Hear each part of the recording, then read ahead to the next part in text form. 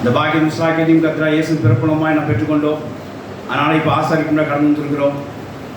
Christmas இந்த நல்ல நாளிலும் நாம் தொடர்ந்து கிறிஸ்துவின் பிறப்பை நாம் ஆசரித்து, விசேஷமாக கிறிஸ்துவின் பிறப்பை நம்ம அதிகமாக தியானித்து நாம் தேவாசம் பெற்றுக்கொள்ள கர்த்தர் கிருபை செய்வராக.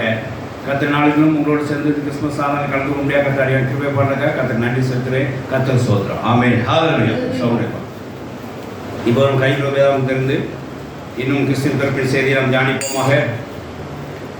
யோவான் பரிசுத்த அப்போஸ்தலனாகிய யோவான் என்ற சுவிசேஷம் 3ஆம் அதிகாரம் 16-17 வாசிக்கலாக. யோவான் 3:16-17. தேவன் தம்முடைய ஒரே பேரான குமாரனை விசுவாசிக்கிறவன் எவனோ அவன் கெட்டு போகாமல் நித்திய ஜீவனை அடைபடிக்கு அவரை தந்தருளி இவ்வளவாய் இவ்வளவு அன்பு கொண்டா. ஆமென். ஹல்லேலூயா. அடுத்த வசனம் வாசிங்க. உலகத்தை ஆக்கினைக்குள்ளாக தீர்க்கும்படி தேவன் தம்முடைய குமாரனை உலகத்தை அனுப்பாமல் அவராலே உலகம் ரட்சிக்கப்படுவதற்காகவே அவரை அனுப்பினார். ஆமென். ஹல்லேலூயா. தேவனுடைய ஸ்தோத்திரம் மகிமை உண்டாதாக. கர்த்தராகிய இயேசு இந்த பூமியில் நமக்காக உதித்தார், நமக்காக பிறந்தார். காரியத்தை என்ன காரியம் சொல்லி அறிந்து கொள்ள வேண்டும். இங்கே தேவன் நம்ம சொந்த குமாரனாகிய இயேசு கிறிஸ்துவை மனிதவராக எடுக்க செய்து இந்த பூமியிலே நமக்கு அன்பை வெளிப்படுத்தினார். ஹல்லேலூயா. அந்த குமாரனாகிய இயேசு கிறிஸ்துவை விசுவாசிக்க எவனோ அவன் கெட்டு போகாதபடிக்கு நித்திய ஜீவனை அடைய முடியாத அவரை இந்த உலகத்துக்கு தந்தருளி பிறக்க செய்ய கிருபை செய்து இவ்வளவு அந்த உலகத்திலே அன்பு கொடுத்தார். இருந்து என்ன தெரியுது அப்படின்னா, தேவன் மனித குலத்து மேலே ஏராளமான அன்பு வைத்திருக்கிறார். மனித குலத்து மேலே அவர் பாசம் வைத்திருக்கிறார், நேசம் வைத்திருக்கிறார். மனிதன் பாவம் பண்ணி தோட்டத்துக்கு தூரம் போனாலும் மறுபடியும் தேவன் அவரை தேடினார். எங்கே நம்ம பிள்ளைகள் வரலையே, நம்ம இன்னும் பிள்ளைகள் சேரலையே என்று சொல்லி அவர் தேடினார். மீண்டுமா சேர்க்கிறதுக்கு என்ன வழி உண்டோ அதற்கு அவர் என்ன செய்தார், திட்டம் பண்ணினார். ரட்சிப்பின் திட்டத்தை மனித குலத்துக்கு காண்பிக்க முடியாத சித்தம் கொண்டார். அதற்காக கர்த்தராகிய இயேசு கிறிஸ்துவை இந்த உலகத்தை மனிதவராக எடுக்க முடியாது செய்தார். பிதாவாகிய தேவன் கர்த்தராகிய இயேசு சும்மா மனிதவரை எடுத்து இந்த பூமியிலே நமக்கு வந்து உயிர்த்ததினாலே நாம் தேவன் அன்பை ரசிக்கிறோம், புசிக்கிறோம். ஏராளமாக அவரை பற்றி நாம் வர்ணிக்கலாம். கர்த்தர் அன்பினாலே நாம் நிலைத்திருக்கிறோம். தேவவசனம் சோத்திரம் உண்டாதாக. இந்த பாக்கியம் சாக்கியம் கர்த்தராகிய இயேசு கிறிஸ்து இந்த உலகத்தில் பிறந்தனாலே உண்டான ஒரு ஆசீர்வாதமாக அவருடைய கிறிஸ்து பிறப்பு மூலமாய் நாம் இந்த பெரிய ரட்சிப்பை கண்டெடுத்திருக்கிறோம். பாவத்திலிருந்து விடுதலையாக இருக்கிறோம். எல்லா சாவக்கட்டிலிருந்து நாம் செய்வோம் நீக்கப்பட்டிருக்கிறோம். எல்லா கிறிஸ்து இந்த பூமியில் பிறந்தனால் வந்த ஆசீர்வாதமே. இப்படியாக கிறிஸ்து பூமியில் பிறக்க செய்து தேவன் தம்முடைய அன்பை வெளிப்படுத்தினார். பாருங்க, இந்த அன்பு எதுக்கு? இந்த அன்பு பிதாவை இயேசு கிறிஸ்துவை தெய்வமாக நமக்கு இங்கே பூமியிலே உதிக்க வைத்தார். இயேசு தெய்வத்தை நம்ம பூமியில் மனித வர முடியாது, காண முடியாது செய்து இந்த அன்பு. இந்த அன்பு இல்லைன்னா நாம் ரட்சிப்பை கண்டெடுக்க முடியாத பாவத்திலே மாண்டு போயிருப்போம். அதுக்கு அடுத்த வசனம் பாருங்க, நம்ம செஞ்ச பாவத்துக்கு தண்டனை கொடுக்க முடியாத குமாரனை அனுப்பாமல் எதுக்கு அனுப்பிச்சார்? நம்மளே அதிலிருந்து ரட்சிக்கவே அனுப்பிச்சார். வாசிக்கலாம்.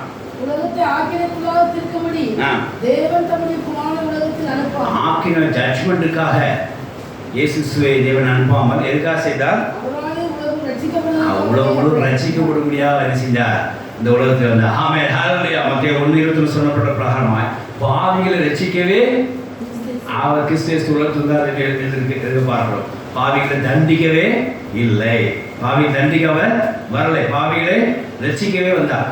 இந்த ரட்சிப்பு மூலமாக தான் இங்கே இயேசு கிறிஸ்து வந்திருக்கார் என்கிறதை அறிந்து கொள்ளும் போது தான் தேவன் மனித குடும்பத்தை அன்பு இங்கே வெளிப்படுகிறதை பார்க்கிறோம். தேவனுடைய வசனம் சோத்திரம் உண்டாதாக. ஆகையினாலே இங்கே நம்ம என்ன யோசிக்கிறோம் அப்படின்னா, தேவன் தம் பிள்ளைகள் ரட்சிக்கப்பட முடியாது, மீண்டும் தம்முடைய தேவனுடைய பிள்ளைகளாக மாற முடியாத அந்த அன்பை மனித குடும்பத்தை அன்பை வெளிப்படுத்த முடியாத தம் சொந்த குமாரனாக இயேசு கிறிஸ்து வெளிப்பட முடியாத இந்த உலகத்தை உதிக்க முடியாத கதை செய்தார். ஆமென். ஹல்லேலூயா. வாசிக்கலாம். அவர்கள் குமாரனை பெறுவார். அவருக்கு இயேசு என்று பெயரிடுவாயாக. ஏனெனில் அவர் தமது ஜனங்களின் பாவங்களை நீக்கி அவர்களை ரட்சிப்பார். ஏனெனில் ஜனங்களின் பாவத்தை நீக்கி தண்டனை கொடுத்தவளை ரட்சிப்பார்கள், பாவங்களை நீக்கி அவளை ரட்சிப்பார்னு சொல்லி பார்க்கிறோம். இப்படியாக இயேசு கிறிஸ்து பாவத்தை ரட்சிக்க முடியாத இந்த உலகத்தில் வந்தால் சொல்லி பார்க்கிறோம். அது மூலமாக நாம் மீட்கப்பட்டிருக்கிறோம், நாம் ரட்சிக்கப்பட்டிருக்கிறோம். தேவவசனம் சோத்திரம் உண்டாக. இந்த நாம் ரட்சிக்கப்படுவதற்கு தேவன் தம் அன்பை வெளிப்படுத்தும் விதமாக இயேசு கிறிஸ்து என்ன செஞ்சாருங்க? உலகத்திலே மனிதவரமாக பிறந்தார். கர்த்தருடைய வசனம் சோத்திரம் உண்டாக. இந்த காரியத்தை ஒன்று இப்போ யோசிக்கணும். என்ன அப்படின்னா ஆழ்ந்து சிந்திச்சு பார்க்கணும். நாம் ரட்சிக்கப்படும்படியாக இறைவன் இந்த உலகத்தில் ஏதோ ஒன்று கொடுக்கணுங்கிற அவசியம் இருக்குது. குறிப்பா நாம், அதாவது குறிப்பா தேவன் நம்ம மேல் அன்பு வைத்திருக்கிறதை மக்கள் வெளிப்படுத்த முடியாது ஏதோ ஒன்று இறைவனுக்கு கொடுக்கணுங்கிறது, இந்த உலகத்துக்கு கொடுக்கணுங்கிறது அவசியம் இருக்கிறது. அது என்ன அப்படின்னா தாமே அங்கே மனிதாவரம் எடுக்கக்கூடிய அந்த காரியம் தான். ஆமென், ஹல்லேலூயா. அதுதான் இயேசு கிறிஸ்து இந்த உலகத்தில் வந்தார், மனிதாவரம் எடுத்து வந்தார். அப்போ இங்கே இந்த அன்பை வெளிப்படுத்தும்படியாக கொடுத்த காரியம் யாரு? இயேசு கிறிஸ்து. ஹல்லேலூயா. இயேசு கிறிஸ்து இந்த உலகத்தில் கொடுத்து, இயேசு கிறிஸ்து இந்த உலகத்தில் பாவிகளை ரட்சிக்க முடியாது கொடுத்து, இயேசு கிறிஸ்துவை நம்மளை ரட்சிக்க முடியாத இந்த உலகத்தில் தேவன் கொடுத்து அவர் அன்பை என்ன செஞ்சார்? வெளிப்படுத்தினார். இவ்வளவா உலகத்தில் அன்பு கூர்ந்தார். எப்படி கூர்ந்தார் பார்த்தீங்கன்னா, அவரை இந்த இயேசு கிறிஸ்து இந்த உலகத்தில் தந்தருளி கொடுத்தார் என்பதை இங்கே பார்க்கிறோம். He had given the Lord Jesus Christ to us. அவர்களுக்கு கொடுத்தார் என்று சொல்லி பார்க்கிறோம், தந்தார் சொல்லி பார்க்கிறோம், கொடுத்தார் என்று சொல்லி பார்க்கிறோம். இருந்து என்ன தெரியுமா? அன்பின் அர்த்தம் என்ன? கொடுக்கிறதா, பெற்றுக் கொள்றதல்ல. ஆமென், ஹல்லேலூயா. அன்பின் அர்த்தம் பிறருக்கு கொடுக்கிறதா. இந்த பாயிண்ட் அழுத்தி புரிஞ்சுக்கோங்க. இந்த தலைப்பசத்துல இந்த விளக்கமே தான். அன்பை வெளிப்படுத்தினா நீங்க ஏதாவது யாருக்கு செய்யணும்? கொடுக்கணும். அன்பா பெற்றுக் கொள்றது இல்லை, அன்பா கொடுக்கணும். அப்ப பாருங்க, பாவம் செஞ்சு தோட்டத்துக்கு வெளியே போனவே மனுஷனை மறுபடியும் உள்ள கொண்டு வருவதற்கு அவர் மீண்டும் இந்த அன்பை வெளிப்படுத்த முடியாது. என்ன செஞ்சார்? ஏதோ ஒன்று கொடுக்குற அவசியம் ஏற்பட்டிருக்குது. சொந்த குமாரன் இயேசு கிறிஸ்து உலகத்திலே அனுப்பினார், கொடுத்தார். இவர் விசுவாசிக்கிறவன் கெட்டு போகாமல் நித்தியம் அடைமுடிக்காக ஒரு வாசலை திறந்தார். உடனே ஆக்கிரமிக்காக அவர் அனுப்பவில்லை, உடனே ரட்சிக்கத்துக்காக, உடனே ரட்சிக்க முடியாது இயேசு அனுப்பினார். அதுக்காக அன்பை என்ன செஞ்சார்? காட்டும்படியாக இயேசு கிறிஸ்து மனிதாவரமாய் இந்த உலகத்துக்கு கொடுத்தார். ஆமென், ஹல்லேலூயா. அப்ப அன்பு என்பது இங்க என்னவா இருக்குது? கொடுக்கிற ஒரு காரியமா இருக்கு. நமக்கு என்ன கொடுத்தார்? நமக்கு என்ன கொடுத்தார்? தேவன் அன்பு வெளிக்காட்டும்படி என்ன கொடுத்தார்? அவரே இயேசு கிறிஸ்துவை நம்மளை தெய்வமாக இயேசு கிறிஸ்துவை நமக்கு கொடுத்தார். கர்த்தருக்கு ஸ்தோத்திரம் உண்டாதாக. இப்படியா தேவன் நமக்கு ஒரு கிஃப்டாக இயேசு கிறிஸ்துவை நமக்கு தந்திருக்கிறார். எதுக்காக? நாம் ரட்சிக்கப்படும்படியாக, நாம் பாவத்திலிருந்து மீட்டெடுக்க முடியாக ஒரு கிஃப்டாக இயேசு கிறிஸ்துவை தேவன் அனுப்பினார். இது மூலமாய் அவரோட அன்பு வெளிப்பட்டுன்னு சொல்லி பார்க்கிறோம். அப்போ இங்க தேவன் தன் அன்பை வெளிப்படுத்திருக்கு. இயேசு கிறிஸ்துவை நமக்கு இங்கே கொடுத்திருக்கிறார், கிஃப்டாக கொடுத்திருக்கிறார். என்ன நோக்கத்துக்காக கொடுத்திருக்கிறார்? நம்ம காடு மாடு மாடு வீடு தங்கிருக்காருல்ல, ரட்சிக்கப்படுதா, பாவத்திலிருந்து ரட்சிக்கப்படுத்தியா கொடுத்திருக்கிறார். இந்த 2 பாயிண்ட் அழைத்து ஞாபகம். இதை வச்சுதான் பிரசங்கம் ஆரம்பிக்கிறோம். எப்படின்னா, தேவன் நமக்கு அன்பை வெளிப்படுத்தும்படியாக அவர் கொடுத்தது இயேசு கிறிஸ்து என்னும் பரிசு கொடுத்திருக்கிறார். பாவத்தை ரட்சிக்க, பாவத்தை தண்டிக்கல. தேவனுடைய வசனம் ஸ்தோத்திரம் உள்ளதாக. இந்த 2 பாயிண்ட் ஞாபகம் வச்சுக்கோங்க. இயேசு கிறிஸ்துவை அவர் என்ன செஞ்சார்? நமக்காக அன்பை வெளிப்படுத்தும்படியாக நமக்காக கொடுத்தார், பரிசாக கொடுத்தார். குறிப்பாக என்ன பரிசாக கொடுத்தார்? பாவத்தை நம்மளை நீக்கி, நம்மளை பாவங்களை நீக்கி நம்மளை ரட்சிக்க முடியாது கொடுத்தார். கர்த்தருக்கு ஸ்தோத்திரம் உள்ளதாக. அங்கே அன்பை வெளிப்படுத்துறதுக்கு ஏதோ ஒன்று கொடுக்கணும் இருந்தது. அதோட சொந்த குமார இயேசு கிறிஸ்துவை உலகத்திலே மனிதாவரமாக கொடுத்தார். எதுக்கான? பாவிகளை ரட்சிக்கவே, அதாவது பாவத்தை நீக்கி பாவிகளை ரட்சிக்கவே கர்த்தர் இந்த தேவன் இந்த காரியத்தை செய்து கொடுத்தார் சொல்லி பார்க்கிறோம். இப்போ இது பிரகாரமா இயேசு கிறிஸ்து உலகத்துக்கு வந்தார் சொல்லி பார்க்கிறோம். வந்த இயேசு கிறிஸ்து என்ன செய்தார் எங்களை நீங்க ஆராய்ந்து பார்க்க வேண்டும். வாசிக்கலாம். அதாவது இப்போ வாசிக்கலாம். யோவான் 17:26 வாசிக்கலாம். யோவான் 17:26.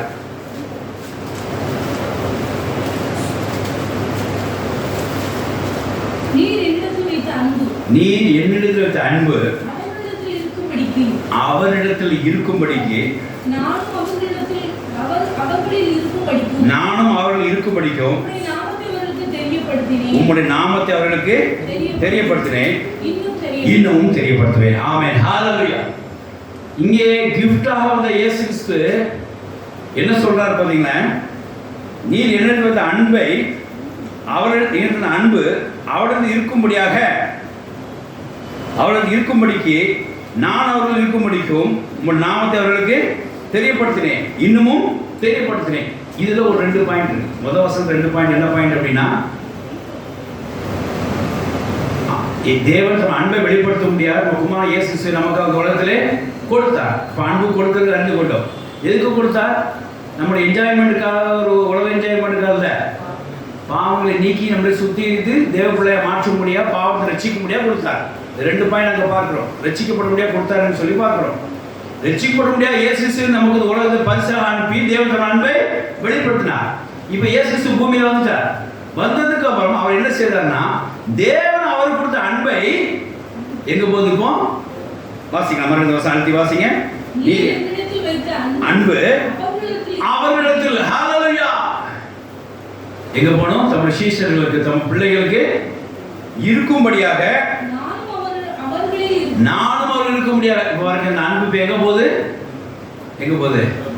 நம்முடைய சீஷர்களுக்கு போகுது. அதாவது இந்த அன்பு என்ன ஆகுது?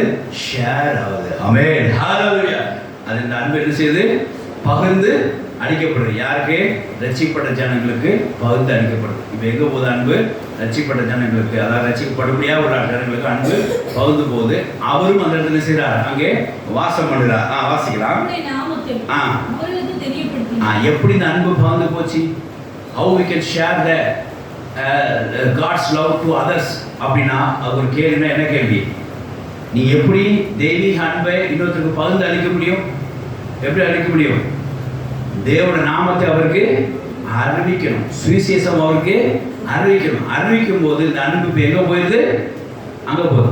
அப்போ முதல் வசந்த பிரகாரம் அன்புனாலே இயேசு கிறிஸ்து இந்த உலகத்தில் மனிதனாக எடுத்து வந்த விதமாய் தேவன் அன்பு வெளிப்படுத்தி ரட்சிப்பின் காரியத்தை அங்கே நடப்பித்தார். அப்போ இந்த அன்பு இப்போ டிரான்ஸ்ஃபர் இயேசுக்கு வந்து இயேசு கிறிஸ்து எங்க போகுது? மனித குலத்துக்கு போயிடுது. இப்போ மனித குலம் என்ன உண்டாகும்? இந்த அதாவது இயேசு கிறிஸ்துவோட அன்பு இப்போ என்ன செய்ய ஷேர் ஆகி எங்க போகுது?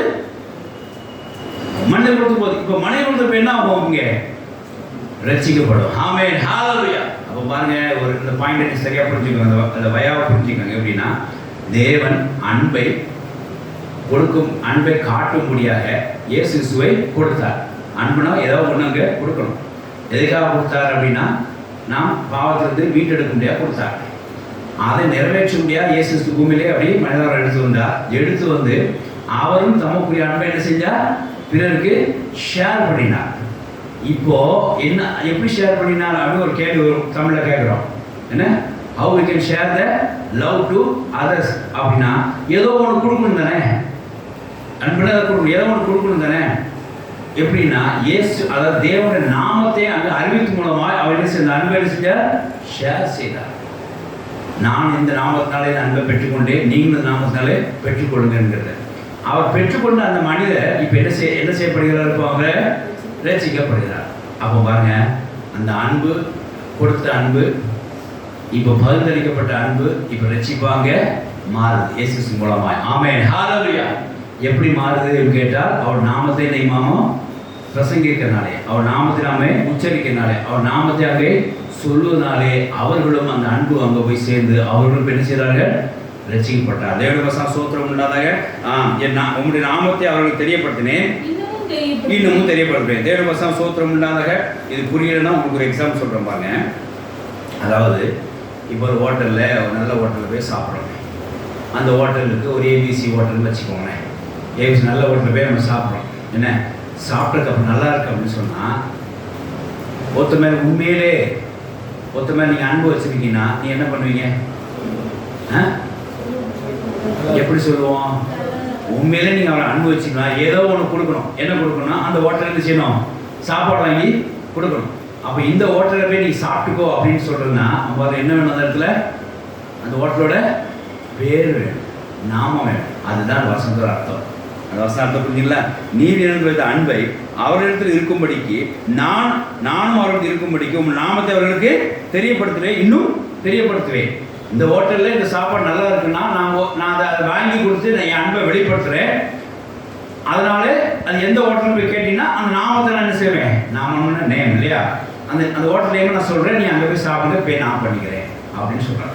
இதுதான் நமக்கு நடந்தது. அப்போ பாருங்க, தேவன் அன்பை காண்பித்து இயேசு கிறிஸ்து மூலமாய் நமக்கு வேலை செஞ்சிருக்கிறார். அந்த அன்பை நமக்கு ஷேர் பண்ணினார். புரிஞ்சுதா? தேவன் இயேசு இந்த உலகத்துக்கு தந்து, அதான் அன்பை கொடுத்து இயேசு தந்து, இப்போ இயேசு அந்த அன்பை என்ன செய்ய நமக்கு ஷேர் பண்ணும்போது இந்த ரட்சிப்பு என்னவா மாறுது? இப்போ நமக்கு தேவனுடைய பிள்ளைகளா மாற வைக்குது. தேவனுடைய பசங்க சோத்திரம் உண்டாக. அப்போ தேவனுடைய அன்பானது ஆண்டுக்கு பாருங்க, அது குழம்புறமானதுன்னு தெளிவாக சொல்றேன். தேவனுடைய அன்பானது ஏதோ கொடுக்கணும்னு இருக்க ஒரு காரியம் உண்டு. அதுக்காக இயேசு கிறிஸ்துவை அந்த பரிசாக கொடுத்து அந்த அன்பை அவர் வெளிப்படுத்தி, ரட்சிக்கப்படும்படியாக வெளிப்படுத்தி, அந்த அன்பை இயேசு கிறிஸ்து இப்போ யாருக்கு மனிதர் கொடுத்துருக்காங்க ஷேர் பண்ணுறார். ஷேர் பண்ணும்போது எப்படி ஷேர் பண்ணார்? இது தேவன் கொடுத்த அன்பு. அந்த நாமத்தை அவன் ஷேர் பண்ணும்போது இப்போ அவன் என்ன செய்யறான்? ரட்சிக்கப்படுகிறான். கர்த்தருக்கு ஸ்தோத்திரம் உண்டாக. இப்போ ரட்சிப்பு இப்போ இந்த இடத்துல மனித குலத்துக்கு வந்துட்டா. இப்போ மனித குலத்துக்கு என்ன கண்டிஷனில் இருக்கிறோம்? தேவமாக பெற்ற அன்பை இயேசு மூலமாய் பகிர்ந்தளிக்கப்பட்டு. புரிஞ்சுதா? அந்த 2 வசனம் சொல்ல, ஒரு வார்த்தை சொல்றத 2 வசனம் விளக்குறேன். தேவன் கொடுத்த அன்பை இயேசு மூலமாய் மனித குலத்துக்கு பகிர்ந்து அளிக்கப்பட்டதுனாலே அங்கே ரட்சிப்பு அங்கே உண்டாயிட்டு. கர்த்தருக்கு ஸ்தோத்திரம் உண்டாதாக. இப்போ ரட்சிப்பு எங்கே வந்துச்சு? மனித குலத்துக்கு வந்துச்சு. இப்போ நான் ஒரு உதாரணம் சொல்றேன் கேளுங்க. அதாவது லூக்கா 19ஆம் அதிகாரம் 10ஆம் வசனம் வாசிங்க. லூக்கா 19:10.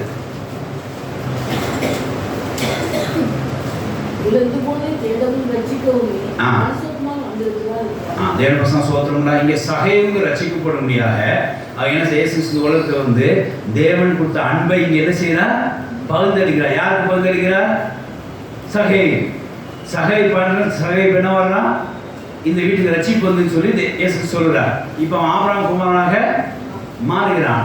அப்போ இது தேடி கண்டுபிடிக்கவே, இந்த இழந்து போன என்ன இந்த மனுஷனே தேடி கண்டுபிடிக்கவே இயேசு இந்த உலகத்திலே வந்தார். தேடி ரட்சிக்கவே வந்தார். அப்படி இந்த காரியத்தை நிறைவேற்றினார். அப்போ இந்த மனித குலத்துக்கு இங்கிருந்து என்ன தெரியுது அப்படின்னா, தேவன் கொடுத்த அன்பை இயேசு மூலமாய் மனிதனுக்கு பகிர்ந்தளித்த மூலமாய் இங்கே மனித குலம் ரட்சிப்பை பெற்றது. இங்கே உதாரணமாக சகை என்ன செஞ்சா? தேவன் கொடுத்த அன்பை இயேசு மூலமாய் பகிர்ந்தளிக்கப்பட்டதை சகை பெற்றுக்கொண்டதுனால சகை என்னப்பட்டா? ரட்சிக்கப்பட்டான். ஆமென், ஹல்லேலூயா. இப்படி இந்த மாதிரி நம்மளே போட்டுக்கோங்க. தேவன் இந்த உலகத்தில் வைத்த அன்பை எப்படி வெளிப்படுத்தினா? இயேசு கொடுத்து வெளிப்படுத்தினா. இயேசு தேவன் கொடுத்த அன்பை நமக்கு பகிர்ந்தளித்த மூலமாய் நாம் என்ன செஞ்சிருக்கிறோம்? ரட்சிக்கப்பட்டிருக்கிறோம். ஹல்லேலூயா. ரைட். இப்போ இந்த இடத்துல ரிசீவர் யார்? பெற்றுக்கொண்டவர் யார்? இது பெற்றுக்கொண்டது யார்? ஒருத்தர் கொடுத்துருக்கிறாரு, ஒருத்தர் வாங்கியதை பகிர்ந்தளிச்சிருக்கிறாரு. பகிர்ந்தளிப்ப பெற்றுக்கொண்டது யார்? நாம். கரெக்டா? நாம் என்ன பெற்றுக்கொண்டோம்? ரட்சிப்பு. கர்த்தருக்கு ஸ்தோத்திரம்.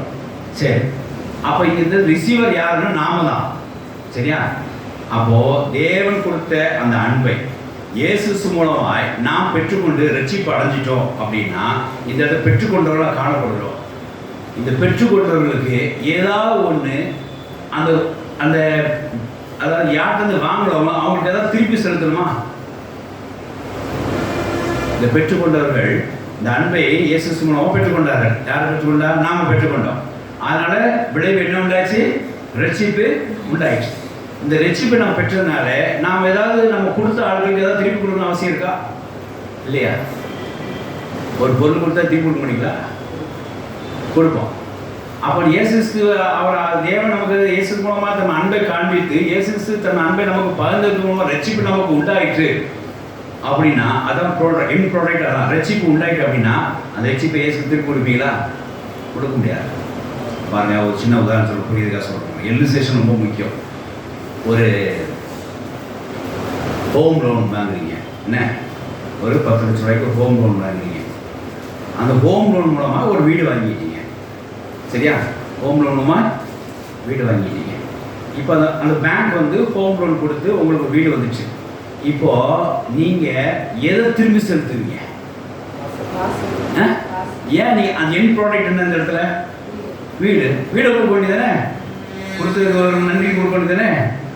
கொடுக்க மாட்டீங்கல்ல? ஒவ்வொரு நாளாக ஒவ்வொரு செவரு எடுத்துக்கலாம்ல? கொடுக்க மாட்டீங்க. அப்போ என்ன கொடுப்பீங்க? எது மூலமா இதை பெற்றுக்கொண்டோமோ அதைத்தான் திருப்பி கொடுப்பீங்க. ஹல்லேலூயா. இப்போ புரிஞ்சுக்கா? தேவனுடைய அன்பு மூலமா இயேசு மூலமா இயேசு நமக்கு அந்த அன்பை பகிர்ந்தளித்த மூலமாய் நாம் இந்த ரட்சிப்பை பெற்றுக்கொண்டா நாம் திருப்பி கொடுக்க வேண்டியது ஹalleluya, அன்பை தான் திருப்பி கொடுக்கணும். ஹalleluya. அப்ப இருந்து என்ன தெரியுது? we are the debtors. நாம கடனாளிகள். என்ன கடனாளிகள்? அன்பு அன்பு கடனா இருக்கு. இது உங்களுக்கு புரியுதா? இதுதான் கிறிஸ்துவோட செய்தி. நாம் என்ன செய்யறோம்? தேவனுக்கு அன்பு கடன் பெற்றிருக்கிறோம். என்னைக்கு இதை அடைக்க போவோம்? அதை அடைக்கிறது வேண்டாம் ஆண்டவரே, என்னால் அடைக்க முடியாது, நீ பெசம் கொடுத்துருச்சு திருப்பி எடுத்துங்க ரிவர்ஸில். அப்படிதான் நீங்கள் ஹோம் லோன்லாம் நினச்சிடறாங்க. பணம் கட்ட முடியலன்னா ரட்சிப்படுத்துறாங்க. நீ பாதி ரட்சிப்பு இழந்து நிற்கிறாங்க, பாதி ரட்சிப்பு இழந்துருக்காங்க. ஏன்? ஒன்று ஆண்டவருக்கு ஒன்று செலுத்துறது அவ்வளோ முடியல, பணமும் செலுத்த முடியல, அன்பு கடனையும் செலுத்த முடியல. அவர் ஒன்று பணமாக கேட்குறாரு, அன்பு கடனை கேட்குறாரு. அவர் கேட்கவும் மாட்டார், நீங்களாம் கொடுக்கணும். அதுக்கு அம்மா நம்ம ஒரு மனசாட்சி பிரகாரம் செய்யணும்ல. ஒரு அன்புனால, ஒரு அன்பு கடன் கொடுத்ததுனால நாம் ரட்சிக்கப்பட்டிருக்கோம்னா நாம் திருப்பி செலுத்துக்கு அந்த அன்பு கடனுக்கு என்ன தகுதி உள்ளனா ஆகிவிட்டோம். எப்படி செலுத்துவீங்க? எப்படி செலுத்துவீங்க? அன்பு கடனை எப்படி செலுத்துவீங்க பாருங்க. இங்கே அப்போஸ்தலர் பவுல் சூப்பராக ஒரு உதாரணம் சொல்கிறாரு பாருங்க. அதாவது ரோமர் 13:8 வாசிக்கிறேன். ரோமர் 13:8. இப்போ உங்களுக்கு இந்த 2 வசனத்துக்கு என்ன செய்யும்? ஒரு அர்த்தம் புரியும். ஒருவருக்கு ஒருவர் அன்பு கூற கடனே இல்லாமல் மற்றொருவர் ஒருவருக்கு கடன்படாதிருப்பேன். ஒருவருக்கு அன்பு கூறுகிறவன் நியாயப்பிரமாணத்தை நிறைவேற்றுகிறான். ஆமென், ஹalleluya. வசனம் என்ன வசனம் போட்டு பார்த்தீங்களா? ஒருவர் அன்பு கடனே இல்லாம வேற எந்த இடத்துக்கு செய்யுங்க?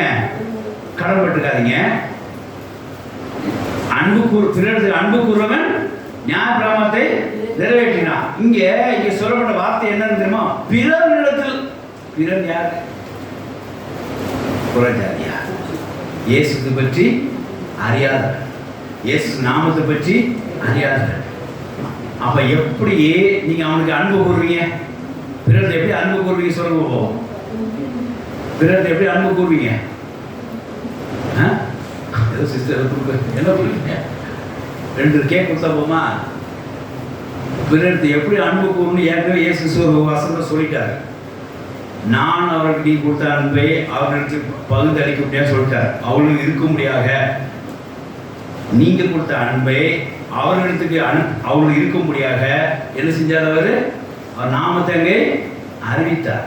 அப்போ பிறர் இடத்துக்கு இயேசு அறியாத இடத்துல நாம அன்பு கடன் செலுத்தணும் அப்படின்னா எப்படி செலுத்துவீங்கன்னா அங்க இயேசு நாமத்தை அங்கே அறிக்கை செய்யணும். ஆமென்.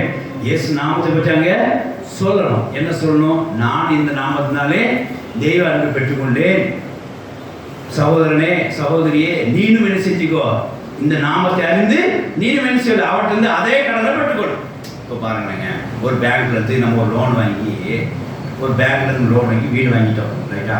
இப்போ நம்ம பிறனா இருக்க ஒருத்தர் வரான், அவன் வந்து ஃபார்மை ஃபில்அப் பண்ணிட்டு இருக்கான். நம்ம லோனை வெளியே வந்துட்டான், கேட்கான், இந்த பேங்க்ல அப்ளை பண்ணால் கிடைக்குமா, சீக்கிரம் கொடுத்துருவாங்களாம். அப்புறம் நம்ம என்ன சொல்லுவோம்? இந்த பேங்க் பேர் சொல்லுவோம். ஆமாப்பா, இந்த பேங்க்ல வாங்கிக்கோங்க, தந்துடுவாங்க, எனக்கு கொடுத்த மாதிரியே உனக்கு தருவாங்க அப்படின்னு சொல்கிறோம். அப்படியா அப்படின்னு சொல்கிறேன். இப்போ நான் என்ன ஆகுது அப்படின்னா, அந்த பேங்க் மேனேஜர் நமக்கு என்ன நினைப்பான்? என்ன நினைப்பான் பேங்க் மேனேஜர்? என்ன நினைப்பான்? நம்ம இவனுக்கு ஒரு அன்பாக ஒரு கடன் கொடுத்தோம், அவன் என்ன செஞ்சான்? இன்னொரு அன்பாக என்ன செஞ்சான்? இன்னொரு கஸ்டமர் நமக்கு தேடி கொடுத்துட்டான் அப்படின்பா. இருந்து என்ன தெரிஞ்சுது? பணம் முன்னப்போட வாங்கிக்கலாம், ஆனால் நம்ம செஞ்சதை செஞ்சான், திருப்பி கொடுத்தான். இவனுக்கு பணம் எல்லாம் கூட பரவாயில்ல, அவன்கிட்ட என்ன செய்யணும்? பணம் ஒரு கஸ்டமர் இன்க்ரீஸ் பண்ணி கொடுத்தான். புரியுதா? இப்படி தான் அன்பு கடனை திருப்பி செலுத்தணும். அப்போ பாருங்க, நீங்கள் தேவன் மூலமாய் பெற்ற அன்பை இயேசு மூலமாய் நீங்கள் என்ன செஞ்சீங்க? பகிர்ந்தளிக்கப்பட்ட அன்பை பெற்றுக்கொண்டு ரட்சிப்படைஞ்சிட்டீங்க. இப்போ நீங்கள் திருப்பி அன்பு செலுத்துறது என்னவா இருக்கணும்? தெய்வீக அன்பா. இந்த அன்பை எப்படி செலுத்துவீங்க? இப்போ நீ கடனாளி ஆகிட்டீங்க தேவனுக்கு. இப்போ ரட்சிப்பை நீங்கள் பெற்றதுனால தேவனுக்கு இப்போ கடனாளி ஆகிட்டீங்க, அன்பு கடனாளி ஆகிட்டீங்க. அந்த அன்பை எப்படி செலுத்துவீங்கன்னா, இன்னொருக்கு அவரோட நாமத்தை செய்வீங்க, அறிவிக்க வேண்டும். அவன் அந்த அன்பை பெற்றுக்கொள்ள வேண்டும். அவனும் என்ன செய்யணும்? ரட்சிக்கப்பட வேண்டும். இப்போ அவன் என்ன ஆயிடுவான்? பாட்டு அவன் என்ன ஆயிடுவான்? அவனும் அன்புக்கு கடனாளி ஆயிடுவான். அவன் எப்படி தீர்ப்பான்? அவன் தேவ நாமத்தை இன்னொரு செல்வான். இப்படிதான் கர்த்தனை செய்கிறார். கர்த்தர் சோத்திரம் இல்லாதக. அப்போ பாருங்க, நாம் பிறருக்கு இயேசு நாமத்தை சொல்றதுனால நாம் அன்பு கடனை தீர்க்கிறோம். அதான் அந்த செய்தியோட சாராம்சம். ஆமென், ஹalleluya. நீங்க தேவனிடத்தில் பெற்ற அன்பை எப்படி தீர்க்க முடியும்? கேள்விதான். இதான் டைட்டில். நீங்க தேவனிடத்தில் பெற்ற அன்பை எப்படி தீர்க்க? தேவனும் அன்பா இருந்து இயேசு கொடுத்ததுக்கு நீங்க எப்படி தீர்க்க முடியும்? தேவன் அன்பினா இயேசு கொடுத்து உங்களுக்கு இயேசு உங்களுக்கு அந்த அன்பை கொடுத்து அவர் ரட்சிப்பை கொடுத்து நீங்க எப்படி அந்த கடனை அடைக்க முடியும்? நான் பிறரிடம் அவருடைய நாமத்தை சொல்வதனால் ஹalleluya நீங்க அந்த கடனை என்ன செய்யலாம்? திருப்பி அடைக்கலாம். இன்னொரு ஈஸியா சொல்லட்டுமா? ஒரு வார்த்தை புரிய மாதிரி இப்ப எல்லாம் எப்படியோ ஒரு புரிஞ்சிச்சு. தூக்கத்தில் கூட சில விஷயங்கள புரிஞ்சிச்சு, எனக்கு தூக்கம் போயிடுச்சு. ஆமென், ஹalleluya. இப்போ ஒரு ஈஸியா சொல்லட்டும். ஒரு விஷயம், நீங்க தேவனிடத்தில் பெற்ற அன்பினாலே இயேசு மூலமா பெற்ற ரட்சிப்பா இருக்கிறபடியா அது அன்பின் கடலை மாறினா எப்படி நீங்க திருப்பி அடிக்க முடியும்னா மறுபடியும் ஆத்துமாதாயம் செய்தாதான் என்ன செய்ய முடியாது? அந்த கடனை யூ கேன் ரிட்டர்ன் பேக். ஆமென், ஹalleluya. நீ திரும்ப செலுத்த முடியும். ஆத்துமாதாயம் செய்யாமல் நீங்க அந்த கடனை சேர்க்காந்து கொண்டு திருப்பி சொல்ல முடியாது. ஆண்டவரே ஒரு ஆலயத்தை கட்டி தரேன், என் சம்பளத்தை பாதி கொடுத்துறேன். என்ன சங்கீதத்தில் வசனம் இருக்கு, உன் காணிக்கை யாருக்கு வேணும் அப்படின்றார். என்ன உன் தாழ்மை வேணும்யா, நான் கொடுத்த அன்பை நீ நினைச்சு பார்க்கணும் தான் சொல்ற தவிர உன் காணிக்கை யாருக்கு வேணும்? நான் பணத்தை படைச்சேன்னா நான் திருப்பி வாங்க இருக்கு, நான் கொடுத்தது திருப்பி கொடு. அப்படியா? பணம் எங்க இருந்துச்சு? ஆர்பியில் இருந்துச்சா பரலோகத்தில் இருந்துச்சா? ஆர்பியில் இருந்துச்சா பரலோகத்தில் இருந்துச்சா? ஆர்பியில் தானே வரணும். அப்புறம் அதை போய் கடன் செலுத்தணும்னு கொடுக்குறீங்கன்னா பரலோகத்து வந்து திருப்பி கொடு. என்ன பரலோகத்து வந்து எண்ட் ப்ராடக்ட் என்னது? பரலோகத்து வந்து எண்ட் ப்ராடக்ட். பரலோகத்து எண்ட் ப்ராடக்ட் என்ன? அன்பை ப்ராடக்ட் ரட்சி. கரெக்டாக சிறுத்தை கரெக்டாக தூக்கு தெளிவாக இருக்கணும். பரலோகத்து வந்து ரட்சிப்பு. அந்த ரட்சிப்பு தேவன் அன்பினாலே இயேசு மூலமா நமக்கு கிடைக்கப்பட்டது. இப்போ திருப்பி கொடுக்கும்போது அந்த பொருளை கொடுப்பீங்களா என்ன கொடுப்பீங்க? உங்களுக்கு பிறந்தநாள் வருது, அன்பா ஒரு ட்ரெஸ்ஸு கொடுக்குறேன், சரியா? அவங்க பிள்ளைகளுக்கு ஒரு பிறந்தநாள் வருது, அன்பா அந்த பிள்ளைக்கு 3 வயசு பிள்ளைக்கு ஒரு ட்ரெஸ்ஸு கொடுக்குறேன், ரைட்டா? நீங்கள் திருப்பி என்ன செலுத்துவீங்க? எனக்கு ஏன் பிறந்தநாள் மாதிரி செலுத்துவீங்க? என்ன ட்ரெஸ்ஸை செலுத்துவீங்களா? என்ன செலுத்துவீங்க? கல்வி சேர்க்காங்க.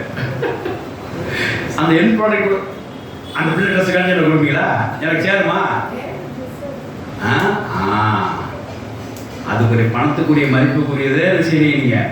அது எப்படி காட்டுவீங்க அப்படின்னா அன்புனால காட்டுவீங்க. நீங்களும் எனக்கு அதே பிறந்தநாள் வந்து ஏதோ ஒன்று செய்வீங்க.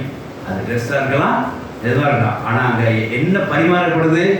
ட்ரெஸ்ஸு பரிமாறப்படலை. அந்த ட்ரெஸ்ஸை போட முடியாதுல்ல. அப்போ அந்த அன்பினால் வேறு தானே செய்யப்படுங்க. அதே மாதிரி இங்கே வேற பொருள் கிடையாது, ரட்சிப்பு தான். இந்த ரட்சிப்பு என்ன செய்வோம்? தேவான்பெல்லாம் பெற்றதுனால திருப்பி நீங்கள் தேவான்பை காட்ட முடியும். அதனால் அந்த அன்பை என்ன பண்ணணும்? நீங்கள் இன்னொருத்தர் காண்பிச்சு அவன் அந்த ரட்சிப்பை பெற்றுக்கொண்டான்னா கற்றுக்க அந்த கடனை நம்ம இந்த கடனை செய்யும் தீர்த்து. அதனால் இன்னைக்கு இயேசு பிறந்த இந்த நல்ல ஒரு தீர்மானம் எடுங்க. என்ன தீர்மானம் எடுங்க? ஆண்டவரே நீர் இயேசு மூலமாக அன்பை வெளிப்படுத்தி எனக்கு பகிர்ந்து கொடுத்துருவீங்க. நீ எனக்கு கொடுத்த அன்பை, இயேசு என்ன வார்த்தை சொல்கிறார்? எனக்கு வந்து வார்த்தை படிப்பை இனிமையாக இருந்தது. நீர் எனக்கு கொடுத்த அன்பை அவர்களுக்கும் இருக்கும்படியாக நானும் அவர்களுக்கு இருக்கும்படியாக ஒரு நாமத்தை தெரியப்படுத்துகிறேன், இன்னும் தெரியப்படுத்துகிறேன். அப்போ அது இன்னும் யாரு? மோர் அண்ட் மோர். இன்னைக்கு ஒரு ஜோயல், நாளைக்கு ஜோயல் செகண்டு, ஜோயல் தேர்டு அப்படின்னு செய்யும். மோர் அண்ட் மோர் இன்னும் தெரியப்படுத்துவேன். It is not completed. சகை மாத்திரம் ரசிக்க வரல, எழுந்து போல எல்லாத்தையும் வர என்னையும் ரசிக்க வந்த ஹalleluya ரசித்த ஹalleluya.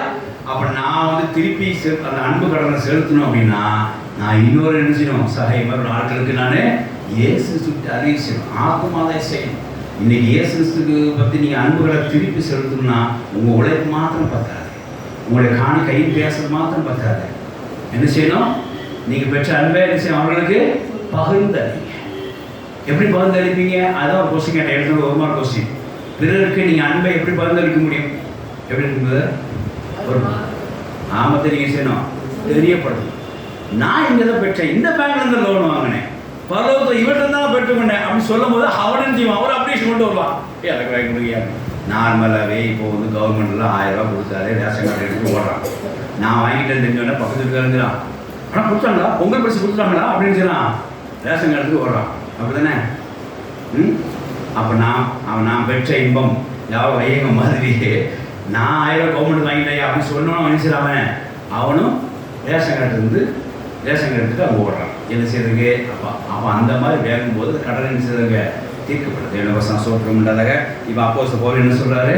அந்த 13 ரோமர் 13 என்ன சொல்றாரு பாருங்க, வாசிக்கலாம். கொஞ்சம் வேகம் வாசிங்க. வேகம் வாசிங்க. வேகம் வாசிங்க. ஒருவருக்கு ஒருவர் அன்பு கூறுகிற கடனை இல்லாமல் மற்றவர்களும் ஒருவருக்கும் கடன் விடாதீங்க. ஒருவருக்கு ஒரு அன்பு கூற கடன் எல்லாம் வேற கடன் படாதீங்க. என்ன கடன் தெரியுமா? நான் உனக்கு இயேசு அறிவிக்கணுங்கிற கடன் தான் செய்யணும். அது யாரும் பாருங்க, ஒருவருக்கு ஒருங்கிறத நீங்க வந்து உங்க பிள்ளைகள் இல்லை, உங்க கூட பிறந்தவர்கள் இல்லை, இவர் கூட பிறந்தவங்க இல்லை, இவங்க கூட பிறந்தவங்க இல்லை, நம்ம குடும்பத்துக்கு மாத்திரம் இல்லை. இந்த அன்பு கடனா சொல்லுது அவரு. அது அடுத்த வருஷம் யாரும் பாருங்க, யாரும் போட்டு பாருங்க. பிறன். ஹalleluya. பிறன் யாரு? தேவனை பற்றி அறியாதவன். இந்த பிறன் அர்த்தம் யாருமே ஒருத்தவங்களுக்கு தெரியும். நல்லா சமாளிக்கிறத உங்களுக்கு பிறன் தெரியும். யாருக்கு? ஆசாரியன் வெளியே போயிட்டான், நொந்து போன ஒருத்தர் பார்த்து போயிட்டான், இதை வந்து இந்த பாவம் சொல்லிட்டு போயிட்டான்.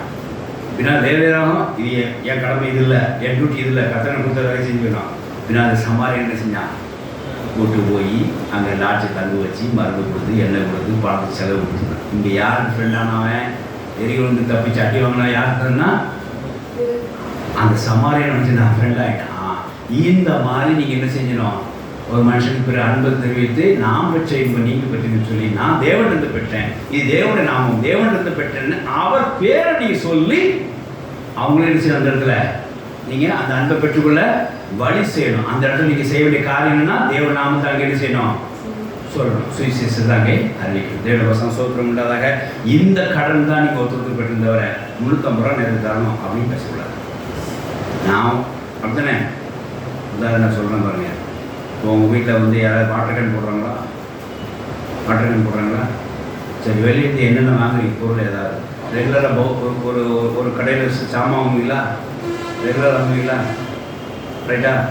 நீங்கள் பெற்ற அந்த அன்பு கடனை நீங்கள் வந்து எங்கேருந்து பெற்றுக்கணும்னு சொல்லியிருக்கீங்களா? சொல்லலை. தேவனுக்கு பெற்றுக்கொண்டே நான் சொன்னீங்களா? ரட்சிப்பு பெற்றுன்னு சொன்னீங்களா? இந்த பாவத்தை விடுதலை அப்படின்னு சொன்னீங்களா? இந்த நோயிலிருந்து விடுதலைன்னு சொன்னீங்களா? சொல்லலை.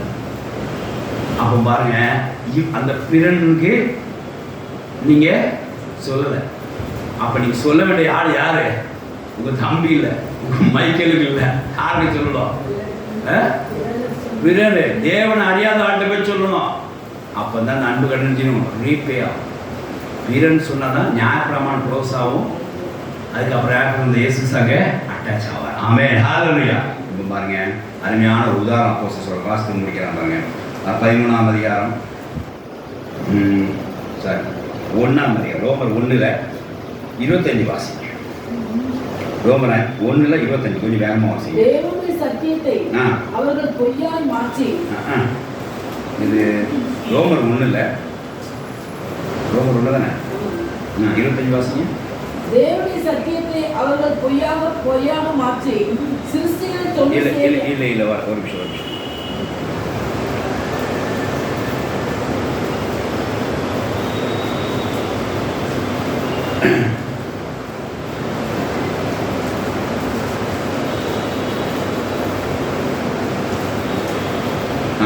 சரி. இப்போ நீங்கள் ரோமர் முதல்ல என்ன வாசித்தீங்க? 8 வாசிங்களா? 13, 16, 15 வாசிங்க. சார், ரோமர் 13 8 வாசிங்களா? சார், ரோமர் 1 13, 16, 15 வாசிங்க. எல்லாம் காலை தூக்கத்தில் இருந்துங்க. அப்படிதான் இருக்கும். சகோதரர்களே, புறஜாதிகளான மற்றவர்களுக்குள்ளே நான் பலனை அடைவது போல உங்களுக்குள்ளும் சில பலனை அடையும்படிக்கு உங்களுக்கு வர பலமுறை யோசனையா இருந்தேன். ஆயினும் இதுவரைக்கும் எனக்கு தடை உண்டாயிற்று என்று நீங்கள் அதிகாரிக்கு எனக்கு நல்லது. என்ன விஷயம் இங்க பாருங்க, இது ரோமாவரிக்கு எழுதின நிருபம். இது கிறிஸ்டி பைபிள் கிறிஸ்டின் தெரியும். ரோமாவரிக்கு எழுதின நிருபம். புறஜாதியாருக்கு நான் என்ன செஞ்சிட்டேன்?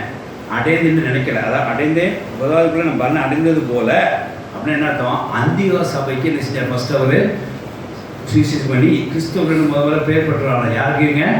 இங்கே சொல்லப்பட்ட புறஜாதி யாரு? அந்தியோக சபை. இப்போ அப்படியே படிப்படியாக முன்னேறி தன் பிரயாணத்தை முடிச்சுட்டு எங்கே போயிட்டு இருப்போம்? ரோமாபுரிக்கு போயிட்டார். ரோமாபுரிக்கு ரட்சிக்கப்படக்கூடிய எழுதுறாரு. என்ன எழுதுறாரு? புறஜாதியால் நான் அடைஞ்ச பலன் என்ன சுவிசேஷம் சொல்லி தேவ நாமத்தை சொல்லி அந்த அன்பு கடனை நினைச்சிட்டு தீர்த்துட்டேன். இப்போ அவங்களும் இப்போ என்ன ஆகிட்டாங்க? கிறிஸ்துவர் ஆகிட்டாங்க அப்படின்னு சொல்கிறார்.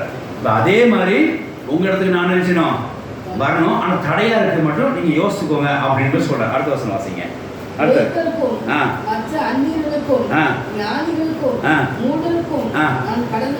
இது யாரு? இது என்ன கடன் சொல்லுங்க. இப்போ உங்களுக்கு வசனம் புரியும் நினைக்கிறேன். இது வரைக்கும் இந்த விளக்கம் தெரியாதனால இது புரியாமல் இருந்திருக்கு. ஒருத்தருக்கு அன்பு கடனை என்னமே தெரியாமல் இருந்தீங்களா? இன்னைக்கு புரிஞ்சுன்னு நினைக்கிறேன். இப்போ இங்கே ஒரு கடனாளி ஆயிருக்கேன். என்ன கடன்? பேங்க் லோன் வாங்கி போற யாருல அது யாரு பாருங்க, லிஸ்ட்டை பாருங்க. கிரேக்கர், அந்நியருங்க. யாருக்கு? கிரேக்கர் வந்து என்ன, அவங்க வந்து இயேசுவை பற்றி தெரியாத ஆட்கள். ரைட். அடுத்தது அந்நியர். நிச்சயமா அவங்க ஃபாரினர்ஸுக்கு தெரிஞ்சுக்க வாய்ப்பு இல்லை. அடுத்தது ஞானிகளுக்கு தான் ரொம்ப மெத்த பெருமையாக இருக்கிறாங்க. அவங்களுக்கு இயேசுவை பற்றியே தெரியாது. நம்ம நானும் ஒரு பொருளை கண்டுபிடிச்சுன்னு சுற்றி தெரியாங்க, அவங்களுக்கு இது தெரியாது. அப்புறம் முட்டாளுக்கு சுத்தமாக தெரியாது என்ன இருக்குன்னு எதுன்னு தெரியாது. ரைட்டு. அப்படின்னா என்ன அர்த்தம்? இந்த அன்பு நின்று போய் அங்கே போய் சேரல. ஏன் சேரல? அங்கே தேவன் நாமத்தை உங்களுக்கு அதில் பெண்டு இப்போ ஒரு பெண்டிங் லிஸ்ட் போடுறாரு. நான் இன்னும் இந்த அன்பை கூட பகிர்ந்து கொள்ளலை, அன்பு கடன் பகிர்ந்து கொள்ளலை அப்படின்னு. அதனால் கடனாக இருக்கேன். என்ன பெட்டி? என்ன அன்பை பகிர்ந்து கொள்ள? தேவ நாமத்தை இன்னும் நாங்கள் என்ன செய்யலை? அந்தியாவுக்கு அறிவித்த மாதிரி அந்த பலனை அடைஞ்சு இவங்களுக்கு என்ன செய்யலை? போடல. அப்படி ஒரு பெண்டிங் லிஸ்ட் வச்சிருக்கிறேன் சொல்லிட்டு அதை வாசிக்கிறேன். இங்க வார்த்தை பாருங்க. இங்க என்ன வார்த்தை போடுறாரு? உங்களுக்கும் அப்படின்னு என்ன அர்த்தம்? பிளஸ். அப்படிதானே? உங்களுக்கு என்ன அர்த்தம்? பிளஸ். என்ன பிளஸ்? 4 பேர் பெண்டிங் இருக்காங்க ஏற்கனவே. உங்களுக்கு என்ன பெண்ணா இருக்கு? பெண்டிங் இருக்குது அப்படின்னு ஒரு கடனாளி இருக்குன்னு சொல்ற. வாசிக்கலாம். உங்களுக்கும் இப்ப புரிஞ்சுதா? இப்ப என்ன சொல்ல வர்றாரு? உங்களுக்கும் சேர்த்து சுவிசேஷ கடனாளி இருக்குன்னு சொல்றாரு. சுவிசேஷ பிரசங்கிக்க சொல்ற. அப்ப என்ன அர்த்தம்? சுவிசேஷ பிரசங்கிக்காம இருந்தா அது கடனாளி.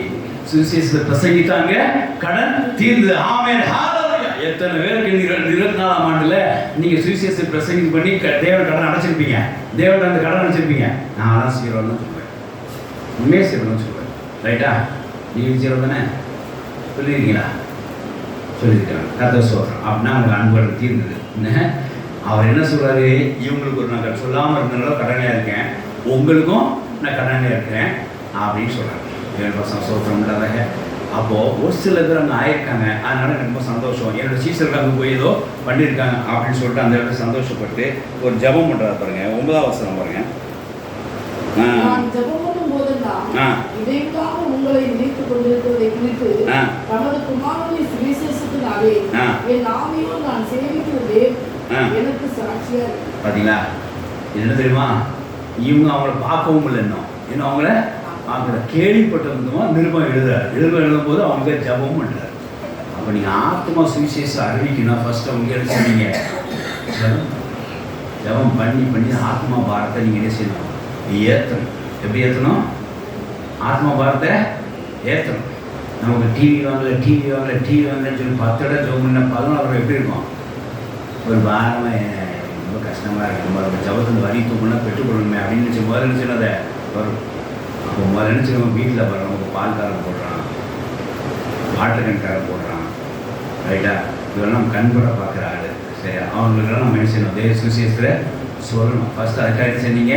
ஜபம் பண்ணி. இவர் ஜபம் பண்ணி நிருபத்தை அனுப்பிச்சு என்ன செய்கிறாரு? நான் உங்களுக்கு கடனாளி இருக்கேன், நான் சீக்கிரம் வந்து சுவிசேஷத்தை சொல்லுவேன் அப்படின்னு சொல்கிறாரு. அப்போ இப்போ வந்து அதெல்லாம் புரிஞ்சுதா? அப்போ நான் வந்து திரும்ப கடன் செலுத்தணும். அன்பு தேவன்கிட்ட பெற்ற அன்பை, இயேசு மூலம் பெற்ற அன்பை, அந்த ரட்சிப்புக்கு நான் பெற்றதுனால அந்த அன்பு கடனை நான் எப்படி தீக்கணுங்கிற வழி வந்து எப்படி சொல்லியிருக்கிறோம்? ஆத்மாயம் சேர்மன் அன்பு கடனை. அப்போ இது என்னோட அபிப்பிராயம் இல்லை, இது என்னது? வேதத்தில் சொல்லிக்கொண்டிருக்க ஒரு சாட்சி. அப்போ அப்போஸ்தலர் என்ன பண்ணாரு? தான் ரட்சிக்கப்பட்ட இயேசு மூலம் பெற்ற அன்பை திருப்பி செலுத்த முடியாத ஃபர்ஸ்ட் அபியோகத்தை காமிச்சாரு. அந்த பலனை அவர் அடைஞ்சிட்டார். பலனை அவர் ஆமாம், நீங்கள் கடன் அடைச்சிட்டா உங்களுக்கு என்ன தருவாங்க? ஆண்டவர் ஒரு லோனில் கடன் அடைச்சா என்ன பண்ணுவாங்க? ஒரு NOC சர்டிஃபிகேட் வாங்க. இவன் இதை கொண்டு அப்புறம் பர்ஃபெக்ட் அடைச்சா ஒரு சின்ன ரிவார்டு, என்ன எக்ஸலன்ட் கஸ்டமர் அப்படின்ட்டு. அப்படி தானே சிபிலில் நம்பர் ஒன்று வரும், குறைஞ்சிடும் இல்லையா, அது அவார்டு தானே ஆச்சுங்களா, அந்த மாதிரி வரும். அந்த மாதிரி அந்த நான் அந்தியோக சபை சொல்லி இந்த பலனை நினச்சிட்டு நான் அடைஞ்சிட்டேன். இப்போ கிரேக்கருக்கும் அந்நியருக்கும் மூடருக்கும் ஞானிகளுக்கும் உங்களுக்கு சேர்த்து இப்போ நல்லா இருக்கேன், கடனாளியாக இருக்கேன். ஆனாலும் அந்த கடனை அடைக்கத்தக்கதாய் என்ன ஏண்டுபட சுவிசேஷம் பிரசங்கிக்க விரும்புகிறேன் அப்படின்னு சொல்கிறாங்க. அப்போ என்ன அர்த்தம் பாருங்க, நீங்கள் சுவிசேஷம் சொல்லலைன்னா தேவனுடைய பட்ட அன்பு கடனை நிலுவையில் இருக்கும். நீங்கள் சுவிசேஷத்தை சொல்லினீங்கன்னா தேவனுடைய பட்ட அன்பு கடனை நீங்கள் திருப்பி செலுத்த ஆயிடுச்சுன்னு அர்த்தம். எப்படி சுவிசேஷம் எப்படி இந்த அன்பு கடனை செலுத்திங்க அப்படின்னா தேவன் நாமத்தை சுவிசேஷத்தை நீங்கள் சொன்னவங்க அறிவிக்கணும். நான் இந்நாட்டிலிருந்து இந்த ப்ராடக்டை பெற்றுக்கொண்டேன், நீங்களும் பெற்றுக்கொள்ளுங்கள் அப்படின்னு சொல்லும்போது அவன் பெற்றுக்கொள்வான். இப்போ அந்த அன்பு கடனை செய்து தீங்குது. நான் இயேசு நாமத்து மூலமாக இயேசு மூலமாக நான் அன்பு இந்த ரட்சிப்பை நான் பெற்றுக்கொண்டேன், நான் இயேசு மூலமாக இந்த பாவத்தை விடுதலையானேன், நான் இயேசு மூலமாக இந்த வீடை பெற்றுக்கொண்டேன், நான் இயேசு மூலமாக இந்த செழிப்பை பெற்றுக்கொண்டேன் அப்படின்னு நீங்கள் சொல்லி இயேசு நாமத்தை அங்கே அறிவிக்கணும். அறிவிக்கும் போது அவனும் அங்கே அப்டேஷன் கொடுப்பான், அவனும் அந்த அன்பை பெற்றுக்கொள்வான், அவனும் அந்த கடனை ஆவான், மறுபடியும் அவன் அந்த கடனை அடைப்பான். இப்படி எல்லாரும் என்ன செய்யலாம், தேவனுடைய பிள்ளைகளா மாறலாம். இது வந்து என்ன தெரியுமா, நாம வந்து ஒரு கடனை அடைக்க போகும்போது இன்னொருத்த தேவ பிள்ளைகளா மாறுறான். என்ன ஆச்சரியமா இருக்குங்க, நாம் தேவனுடைய அன்பு கடனை ரிட்டர்ன் பண்ணும்போது என்ன ஆகுது, பெனிஃபிட் என்ன, இன்னொருத்தர் செய்யறான். நான் ரிவார்டு வாங்க மட்டும் இல்லை, நான் அடைந்த அந்த அது நான் அடைந்தது மாத்திரம் இல்லை, இன்னொருத்தர் செய்யறாத இன்னொருத்தர் செய்யறான், தேவனுடைய பிள்ளைகளா மாறுறான். எவ்வளவு பெரிய ஆசீர்வாதம் பாருங்க.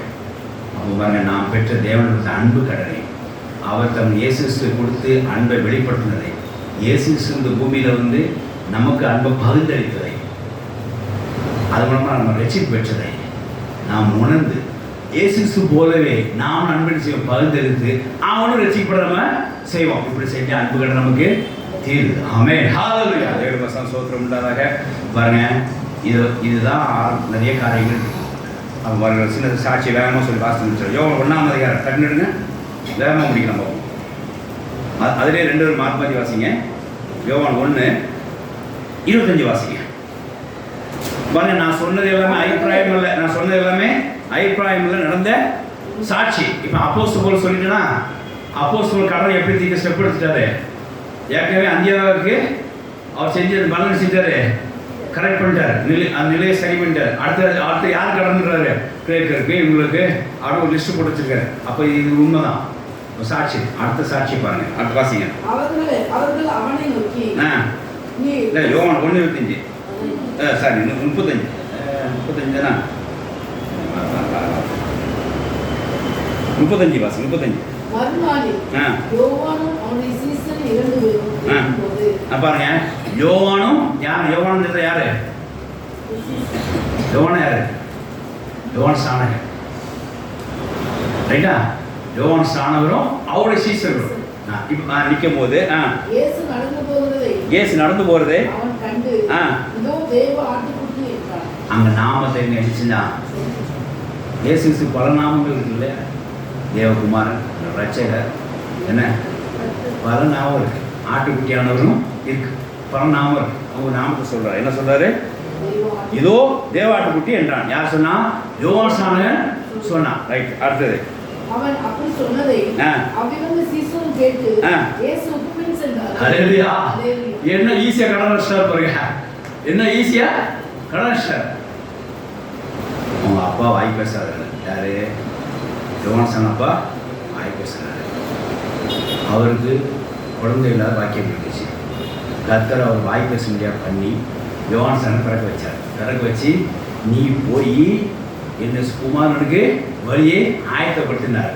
இவர் அறிவிச்சா பாருங்க, சுவிசேஷம் சொல்லிட்டே இருக்கிறார். எதுக்காக, எங்க அப்பா வாய் திறந்துட்டாரு. எப்படிங்க, எங்க அப்பா வாய் திறந்தார், தேவன் கொடுத்த அன்பாகும் எங்க அப்பா ரசித்தாங்க.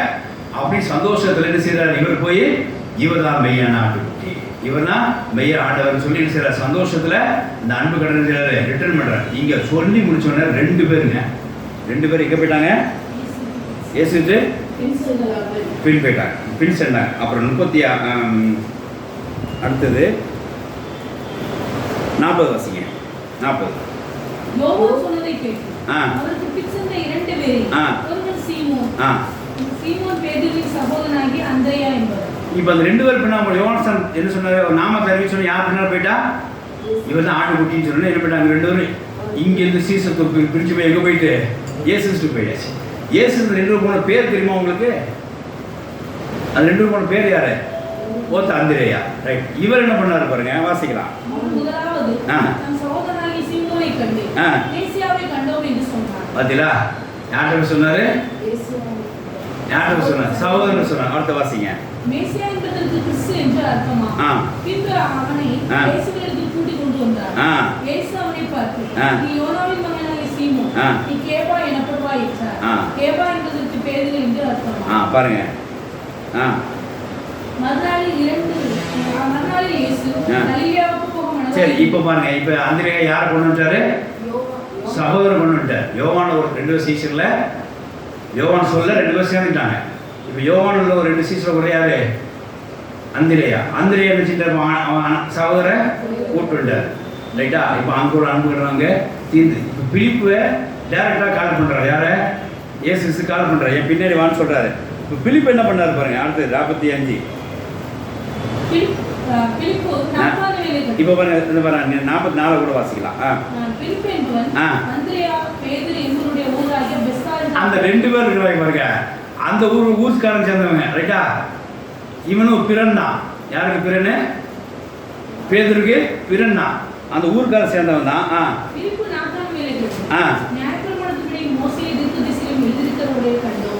அவர் யோசேப்பின் குமாரனாகிய நாசரேத் ஊரானாகிய இயேசுவே என்றார். வாசிங்க. நாத்தான்வே நாசத்திலிருந்து யாதொரு நன்மை உண்டாகக்கூடுமா என்றார். அதற்கு பிலிப்பு வந்து வார் என்றார். பாருங்க. இப்போ பிலிப்பு யாரை கூப்பிட்டு போறாரு? இப்படிதான் ஒருத்தர் அப்பவுமே சில கடன் அடைக்க ஆரம்பிச்சான். தேவவசம் சோத்திரம் உண்டாக பாருங்க. தேவனிடத்தில் பெற்ற அன்பை எப்படி திருப்பி செலுத்துறோம்? யோவான் ஸ்நானன் 2 பேர் பிடிச்சி கொடுத்துட்டு அவர் என்ன செஞ்சாரு? திருப்பி கொடுத்தாரு. அந்த 2 பேர் ஒருத்தன் தன் சகோதரன் அழைச்சிட்டு வந்து கொடுத்தாரு. அந்த 2 பேரும் சேர்ந்து ஊரில் இருந்தப்ப அந்த ஊரில் ஒரு ஆளையும் சந்திச்சிட்டாங்க. அந்த ஊரில் சந்திச்சாரு பிலிப்பு. அவன் என்ன பண்ணாரு? நான் வந்து என்ன செஞ்சேன்? கிறிஸ்து வேதாந்த போட்ட ஒரு ஆளை நான் பார்த்துட்டேன் அப்படின்னு சொல்லி செஞ்சாங்க. ஆட்டோமேட்டிக்காக நாத்தனை கூப்பிட்டு விட்டார். இப்படி தான் ஒவ்வொருத்தரும் வேதாந்தம் செஞ்சுருக்காங்க. தேவனுடைய கடனை திருப்பி அனுப்பிச்சிருக்காங்க. தேவனுடைய சோத்திரம் உண்டாதாக. அப்புறம் எல்லாரும் சமாள செஞ்சு யோவான் 4ஆம் அதிகாரம். யோவான் 4 இயேசு பெற்ற அன்பை என்ன செஞ்சாவா? நேராக போய் என்ன செஞ்சா? எல்லாத்துட்டையுமே சொல்லிட்டா. தேவனுடைய சோத்திரம் உண்டாக. யோவான் 4ஆம் அதிகாரம் 39 வாசிக்கலாம். நான் செய்த எல்லாவற்றையும் எனக்கு சொன்னார் என்று சொன்ன சாட்சியின் நிமித்தம், அந்த சீரியனுடைய வார்த்தையின் நிமித்தம் அந்த ஊரில் உள்ள சமாரியர்கள் அநேகர் அவர் மேல் விசுவாசம் உள்ளவர். ஆமென். ஹalleluya. இங்க பாருங்க. தண்ணீர் கேட்டதுக்கு தண்ணீர் கொடுத்ததுக்கு சொல்லி அவ ஆத்மா என்ன செய்யுது? திருப்தியாகி தீர்க்கதரிசனம் சொன்ன திருப்தியாகி குடத்தை வச்சுக்கிட்டு வந்திருக்கவர் மேசியாதானோ அப்படின்னு சொல்லி ஒரு டவுட்டை கிரியேட் பண்ணி எல்லாரும் அந்த அன்பை செலுத்தி அந்த அன்பு கடை செலுத்தி செஞ்சாங்க. ஆத்மாவில் சேகரிச்சிட்டாங்க. இப்போ அந்த ஸ்திரீ இப்போ என்னவா மாறிட்டா? தேவனிலிருந்து ஒரு கடனும் இல்லை. தேவவசம் சோத்திரம் உண்டாதாக. அதில் இருந்து என்ன தெரியுது? இந்த செய்தியிலிருந்து சுருக்கமாக நான் பார்க்க ஒரு காரியம் என்ன அப்படின்னா, நமக்கு ஒரு பாலகர் கொடுக்கப்பட்டிருக்கிறார். ரைட்டா? ஏசாயா 9ஆம் அதிகாரம் 6ஆம் வசனம். தேவவசம் சோத்திரம் உண்டாதாக. எனக்கு ஒரு பாலகன் கொடுக்கப்பட்டிருக்கிறார். இந்த பாலகன் கொடுக்கப்பட்டிருக்காருன்னா அது தேவனுடைய நம்ம கொடுத்த அன்பு. இந்த பாலகன் என்ன செய்தார்? அந்த அன்பை நமக்கு கொடுத்தார், ஷேர் பண்ணார். அது மூலமாக நமக்கு எண்ட் ரிசல்ட்டாக என்ன கண்டுபிடிச்சோம்? ரட்சிப்பை கண்டுபிடிச்சவங்க அந்த ரட்சிப்பு பெற்றதுனால இப்போ தேவனுக்கு நாம் என்ன வருகிறோம்? கடனாளி இருக்கிறோம். என்ன கடன் செலுத்த போகிறோம்? ப்ராடக்டையா? அந்த ப்ராடக்ட் பெற்றுக்கொள்வதற்கான வேலை கிடையாமா? அன்பு நம்ம திருப்பி செலுத்தணும். எப்படி திருப்பி செலுத்த போகிறோம்? அதே அன்பை இன்னொருத்தர் பகிர்ந்து கொண்டா என்ன உண்டாகிறவங்க? அவனுக்கு ரட்சிப்பு உண்டாயிரும். அப்போ இந்த ப்ராடக்ட் இருந்துச்சு அங்கேயும் விற்கும். நம்ம பிஸ்னஸ் மேல பார்த்தா அங்கேயும் போய் சேரும். அப்போ தேவனுக்கு ஒரு நம்ம மூலமாக நமக்கு ஒரு ப்ரெடிக்ஷன் ஆகிட்டு தேவனுக்கு ஒரு ஆசை வரும். எப்படின்னா 99 ஆத்மாங்க ரசிக்கப்பட்டது பற்றி பரவாயில்ல சந்தோஷப்படலாம். அந்த ஒன்னே ஒன்று நம்ம பார்த்து சொன்னோம் பாருங்க, அங்குதான் தேவனுக்கு பரலோகத்தில் சந்தோஷம் உண்டாயிடு. ஆமே ஹalleluya. அந்த ஓரத்தில் யாரை பார்க்க போறீங்க அப்படின்னு நீங்கள் முடிவு பண்ணீங்க. 2025 ஆண்டில் நிறைய ஆத்மாக்கள் நீங்கள் என்ன செய்யணும், சேகரித்து நீங்கள் இயேசுகிட்ட அன்பு கடனை தீர்க்க வேண்டும் சொல்லி கர்த்தர் நாட்டில் துவாய் மூலமாக நமக்கு திருடப்பட்டிருக்காங்க. இதான் அந்த செய்தியோட சாராம்சம். நமக்கு ஒரு இதுக்காக ஒரு பாதகன் கொடுக்கப்பட்டிருக்காங்க. இதேமாதிரி இன்னொரு அர்த்தம் இருக்குது. மார்க்கு 2ஆம் அதிகாரம் வாசியம், ஒன்று வாசம் முடிச்சிடலாம். மார்க் 2ஆம் அதிகாரம் 3-4 வாசிங்க. இங்கே ஒருத்தருக்கு இயேசு பற்றி சொன்னார்கள், அவன் ரசிக்கப்பட்டான். அவங்களும் பாருங்க, இங்கே ஒரு டீமா செஞ்சாங்க. இந்த வேலையை செஞ்சு இயேசுவே காமித்தார்கள். அங்கே ரசிக்கப்பட்டா இவங்க அந்த கடனை திருப்பி அடைச்சாங்க. வாசிக்கலாம். அது 4 பேர் போடலை, ஆனால் தெரிஞ்சுக்கணும்.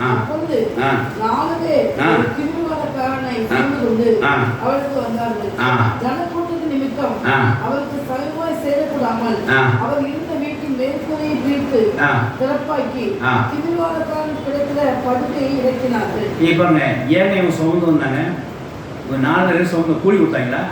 இந்த திமிர்வாதக்காரன் ஏதாவது பணம் கொடுத்துருப்பாரு, எனக்கு தூக்கிட்டு அவங்க சேர்த்துருக்கேன்னு எதுக்கு போட்டு வந்தாங்க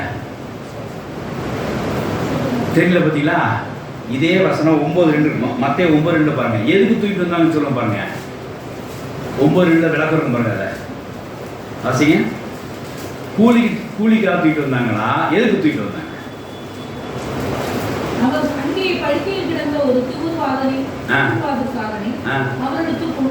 கொண்டு வந்தாரு.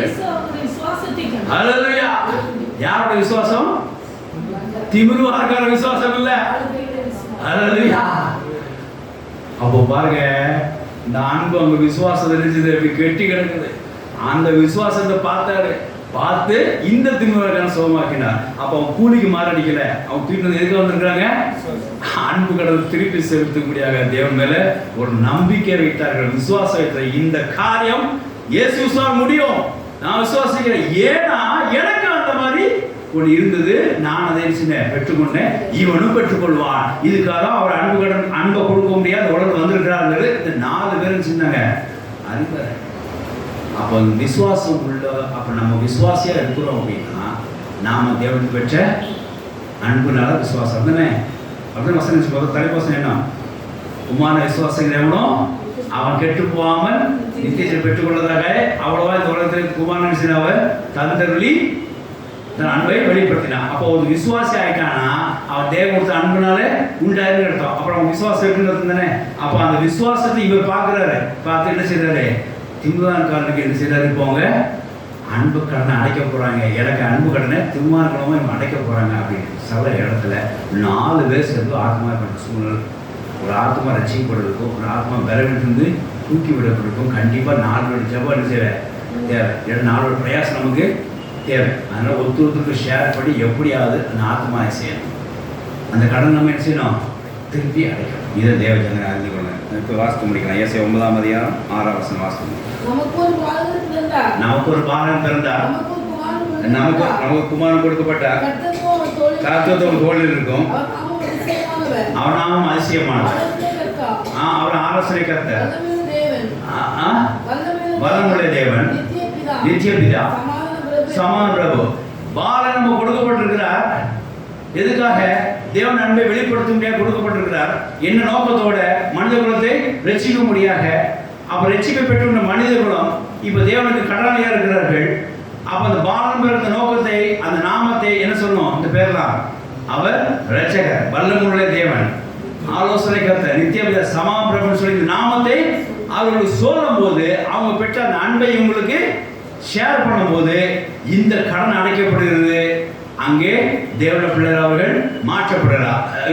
இப்ப அன்பு எங்க போது அவர்களுக்கு பகிர்ந்தளின் மூலமா இவன் தேவனை பெற்ற கடனை இங்கே அடைக்கப்படுகிறார்கள். தேவனை பெற்ற கடனை திருப்பி அடைக்கிறார்கள். அங்கே அவர்கள் தேவன பிள்ளைகளா மாறுகிறார். இந்த போல நாம் செய்ய வேண்டும். தேவன சோத்திரம் உண்டாக. நாம் கர்த்தரா இயேசு மூலமாய், தேவன் அன்பு மூலமாக இயேசு மூலமாக நாம் என்ன செஞ்சிருக்கிறோம்? ரட்சிப்பை பெற்றுக் கொண்டிருக்கிறோம். ரட்சிப்பை பண்ணிட்டு நம்மளோடு போட்டு போகலாம். சுயநலவாதி மாதிரி நம்ம ரசிக்க பண்ணாலே இந்த பாவத்தை ரசிக்க பண்ண அவ்வளோதானே. மற்றவங்களை பாருங்க, திருவிழாக்கு அந்த 4 பேர் பார்த்தாங்க.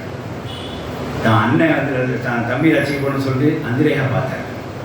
ஏட்டா பிலிப் பார்த்தாரு, நம்ம ஃப்ரெண்டு நாத்தானவே இல்லை, அவருக்கு கூப்பிட்டு போவியா? அவனை கூப்பிட்டு போனார். யோவான் பண்ணாரு.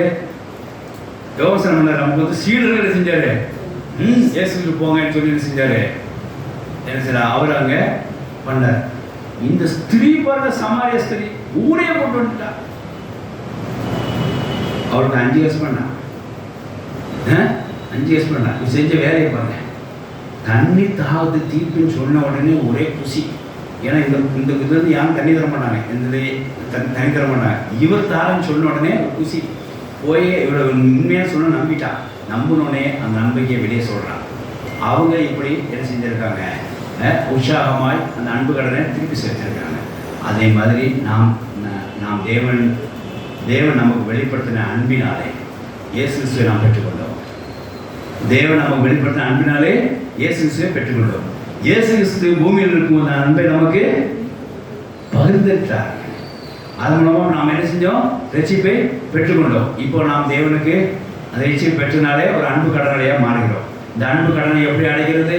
நாம் பிறருக்கு தேவன் நாமத்தை சொல்லி அவர்களும் இந்த அன்பை பெற்றுக்கொள்ள முடியாது நாம் முயற்சி எடுத்தோமானால், அதுக்காக ஜெபம் பண்ணோமானால், அதுக்காக 4 பேர் மாதிரி தூக்கி சுமப்போமானால், ஸ்திரீ மாதிரி உலகத்துக்கு சுவிசேஷத்தை அறிவிக்கிறவங்க ஆனால், யோவான் மாதிரி அவர் நாமத்தை அறிவிக்கிற மாதிரி ஆனோமானால், அந்திரியா மாதிரி தம் உடம்புகளுக்கு சொல்லப்படுறவர் மாறணுமானால், பிலிப் தன் ஊராளியே நாதானுக்கு சொன்னது போல் நாம் மாறுவோமானால், நமது கடன் அங்கேயே திருப்பி அடைக்கப்படுகிறது. ஆமென். நமக்கு கர்த்தரை பலனை அனைத்து தீர்வா. ஆமென். ஹல்லேலூயா.